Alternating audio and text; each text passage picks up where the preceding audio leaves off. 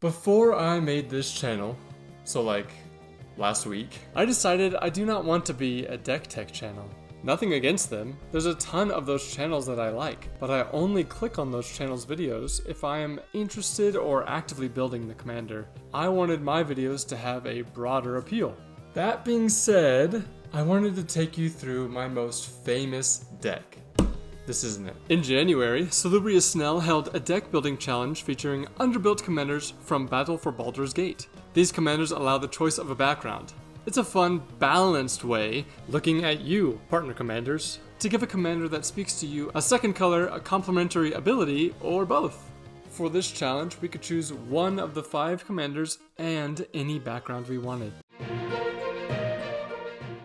The judging criteria were creativity, cohesion, and likelihood to produce dynamic gameplay. The first two were the main two. I wanted to see decks that were cool, interesting, and unique in some way, and I wanted to see decks where the command zone and all other major elements of the deck felt cohesively tied together into a unified and functioning package. After reading through them, Allura, a blue combat damage focused commander with a large downside, stood out to me. I like that she gave unblockable to another creature, then bounced them back to the hand. I knew I wanted a mix of creatures with good into the battlefield abilities and good combat damage abilities that I would not mind being bounced. That's where this journey started. And where it ended was unexpected. I built a deck that no other commander could do. I built a deck that I had never heard of before. I built a deck that was more than just a silly gimmick. Back to the build. Unblockable is nice, but not an uncommon ability, and losing any... Don't you know who I am? I'm the Juggernaut! Equipment, auras, or counters rendered Voltron undoable. Similarly, a token strategy was also off the table, since tokens die once bounced. With that decided, I eliminated green and white backgrounds.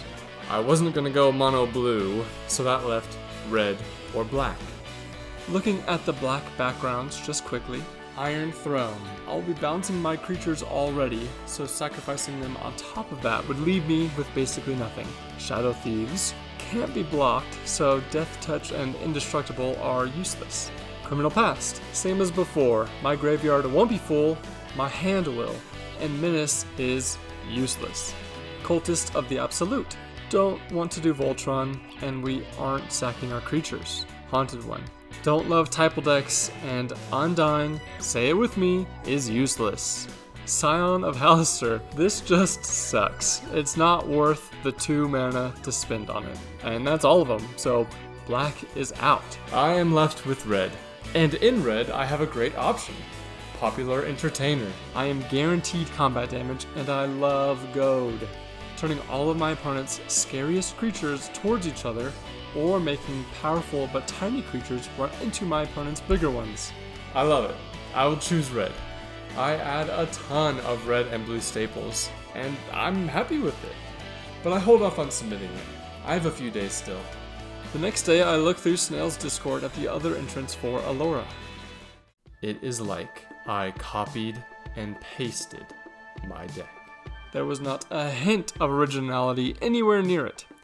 I was discouraged and decided to scrap it. I even entertained the idea of choosing a different commander.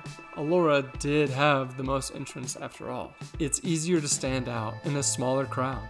I spent hours scrolling Scryfall, EDH Rec, and reading articles about background commander combos.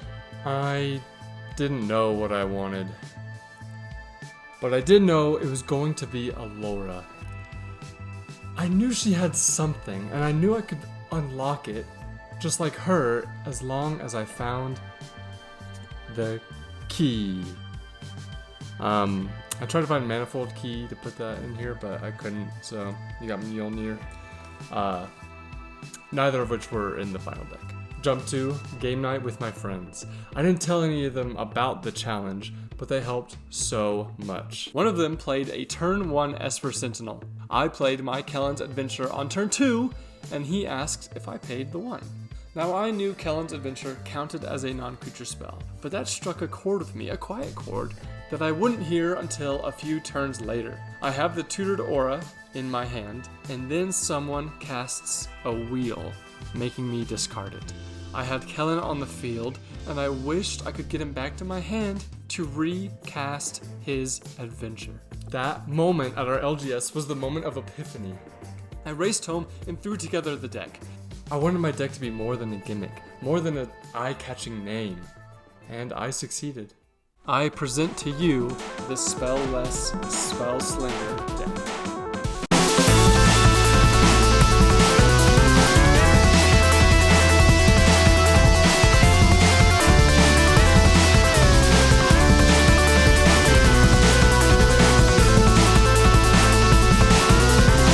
Let's go through it.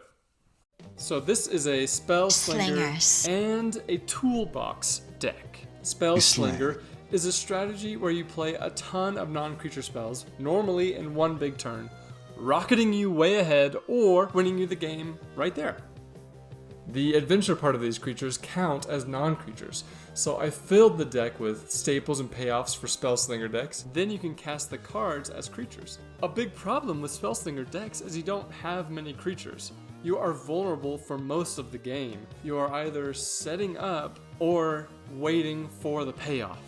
Another big thing is you can run out of steam. Let's say you pop off on your big turn, but someone survives, or multiple people survive. Your hand is empty, you draw for turn, and it's a land. That sucks. Allura fixes both of those problems because every spell is also a creature. This is the most resilient Spellslinger deck ever, and if you do draw a land when you're empty-handed, Allura can attack, bounce a creature, and keep the ball rolling. You now have both a non-creature and a creature spell in your hand. That's where the toolbox aspect of the deck really shines. A toolbox deck is normally some kind of repeatable tutor deck, like a Sunforger deck. No matter the situation, you can search your library for the perfect answer, or the perfect tool. This is a bit different, however, because the toolbox is the battlefield. Adventure creatures fill every role. Ramp, card draw, protection, removal, even a small board wipe. You can deal 1 damage to each creature, then cast the creature using one of the many haste enablers. You are sure to draw. You can attack, bounce it to your hand after dealing unblockable damage, then cast it again, doubling its efficacy, or waiting until the perfect moment. This gives the ability to bounce whatever creature you need that has the spell you need whenever you need it. Now, the background.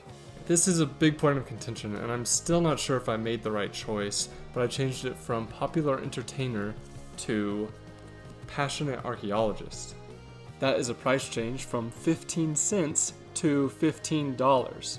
This one card, the most expensive card, made the deck just barely over $100. I think it was worth it.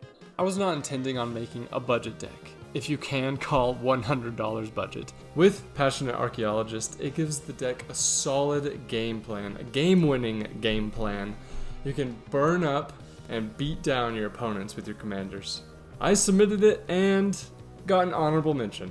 Of the 15 honorable mentions, my deck has the second most views behind Sleebuck's Umori Value Machine, but I would count second place out of the 100 Allura decks as a victory. Few honorable mentions, we have a deck based around the card Dawn of the Dead, a deck that focuses on the card Ether Vial as a way to help with getting creatures back into play, and a spell-less Spellslinger deck. That one is a funny one, and it was a favorite among people on my Discord server. Hell yeah! Hey, come on, baby! Come on! Yes! Come on! Ah! That's my most famous deck. A deck I love, a deck I'm so proud of, a deck that I have never played.